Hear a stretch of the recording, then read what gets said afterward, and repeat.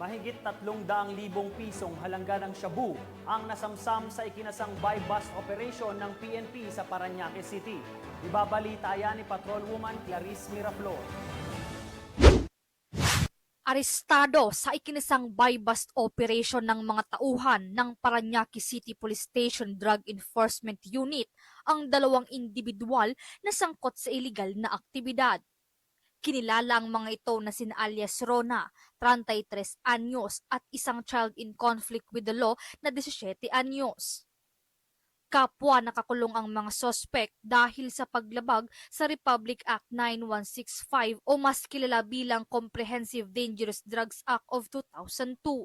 Nasamsam ng otoridad ang 6 na heat-sealed transparent plastic sachet na tumitimbang na 50 grams na hinihinalang shabu na may standard drug price value na 340,000 pesos kasama ang mga perang ginamit sa operasyon. Ang minor de edad na sospek ay iti-turn over sa Bahay Pag-asa habang si alias Rona ay kasalukuyang nakakulong sa Parañaque City Police Station kung saan isasampalaban sa kanya ang reklamong paglabag sa RA 9165.